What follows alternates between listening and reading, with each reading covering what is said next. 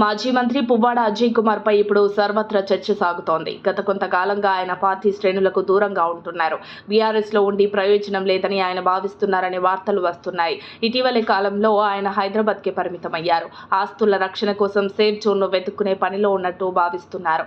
అయితే తాజాగా ఆయన కాంగ్రెస్ ప్రభుత్వంపై విమర్శలు చేశారు. కాంగ్రెస్ అధికారం చేపట్టి 4 నెలలైనా కాకముందే రాష్ట్రంలో కరువు ఛాయలు అలుముకున్నాయని విమర్శించారు. కేసీఆర్ జనగామ దేవరూపల మండలం ధరావత తండాలో ఎండిపోయిన పంటలను పరిశీలించారు. ఈ కార్యక్రమంలో మాత్రమే పువ్వాడ కనిపించారు. ఇక ఎక్కడా ఆయన జాడలేదు. పలకరించడానికి వెళ్లిన కార్యకర్తలకు కూడా అపాయింట్మెంట్ దొరకడం లేదని, అజయ్ బాబు లేరన్న సమాధానం వస్తుందని పార్టీ కార్యకర్తలు వాపోతున్నారు. గెలుపోటములు సహజం. ఓటమి పాలైనంత మాత్రాన క్యాడర్ కి దూరమైతే మరోసారి గెలిచేందుకు పరిస్థితులు అనుకూలించవు.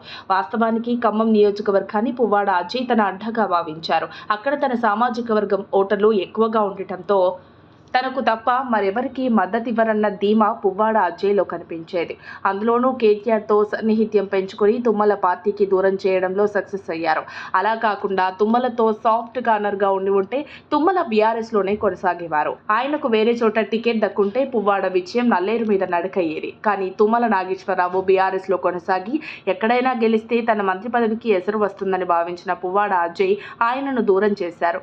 తుమ్మలను కారు పార్టీకి దూరం చేయడంలో ఆయన సక్సెస్ అయినా తుమ్మల కాంగ్రెస్ లోకి వెళ్లి తనపై పోటీ చేస్తారని ఊహించి ఉండరు. తుమ్మల నాగేశ్వరరావు పాలేరు నుంచే పోటీ చేస్తారని పువ్వాడ భావించారు. అందుకే తుమ్మలను లైట్ తీసుకున్నారు. కానీ కాంగ్రెస్ అధినాయకత్వం చేయించిన సర్వేల్లో తుమ్మలను ఖమ్మం నుంచి పోటీ చేయించడమే బెటర్ అని భావించడంతోనే పువ్వాడకు కష్టాలు మొదలయ్యాయి. మరోవైపు చంద్రబాబు అరెస్ట్ వ్యవహారం కూడా పువ్వాడ మెడకు చుట్టుకున్నట్లయింది. ఖమ్మం జిల్లా అంటేనే బీఆర్ఎస్ కు కొంత వ్యతిరేక పవనాలు వీస్తాయి. అది మొన్నటి ఎన్నికల్లో మరింతగా కనిపించింది. అందుకే పువ్వాడ అజయ్ తన చేతులా చేసుకుని తనపై తుమ్మలను ప్రత్యర్థిగా తెచ్చుకొని తన కొంపను తానే ముంచుకున్నారన్న కమెంట్స్ పార్టీలోనూ వినిపిస్తున్నాయి. ఇక ఇప్పుడు రాష్ట్రంలో పరిణామాలు బీఆర్ఎస్ పూర్తిగా బలహీనపడటం వంటి కారణాల వల్ల ఆయన కారు దిగుతారనే టాక్ వినిపిస్తోంది. అయితే ఆయనకి కాంగ్రెస్ లో ప్లేస్ లేదు. ఆయన బీజేపీలోకి వెళ్తారనే టాక్ నడుస్తోంది. మరి దీనికి పువ్వాడ ఎలా రియాక్ట్ అవుతారో చూడాలి.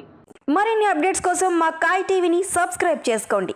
మా వీడియో కనుక మీకు నచ్చినట్లయితే లైక్ చేయండి, షేర్ చేయండి. మీ విలువైన అభిప్రాయాలను కామెంట్ బాక్స్లో తెలియజేయండి.